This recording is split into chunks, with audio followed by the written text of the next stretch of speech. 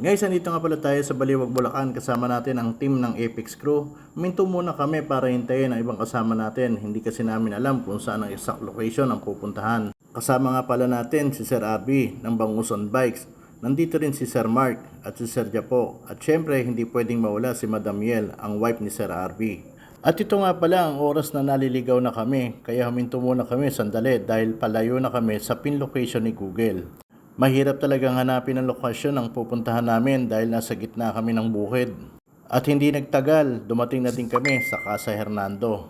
Medyo nagpahinga at nagkwentuhan habang hinihintay ang ba naming kasama. At hindi nagtagal, nagpamigay na si Ma'am Eva ng DMR shirt sa amin. Guys, si Ma'am Eva nga pala ang CEO ng Dry Fit Master Republic, isa sa mga major sponsor ng Apex Crew, lalo na sa mga events. At si DMR din ang nag-sponsor sa atin nung nag-Boss Ironman tayo 2024 at syempre dahil yan kay Boss RB. At syempre lubusin na natin, si DMR din po pala ang owner ng Casa Hernando.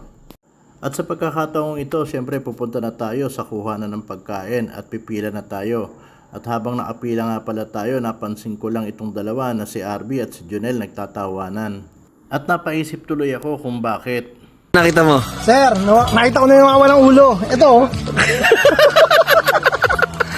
Sino bang sir yan? Sino bang sir yan? Sir D! Tuwang-tuwa ang dalawa dahil pala sa ulo ng baboy na matagal nang hinahanap ni Sir D. Nandito lang pala makikita sa Casa Hernando. At nagdatingan na pala itong mga ibang kasama natin si Sir Francis. Batingin ko nga pala, happy birthday Sir Jason. Yan ang isa sa mga pinuntahan namin dito. At syempre, pagkatapos natin kumain, nag-ikot-ikot muna tayo at napansin ko na may fish pan pala dito at may malaking cottage sa gitna nito.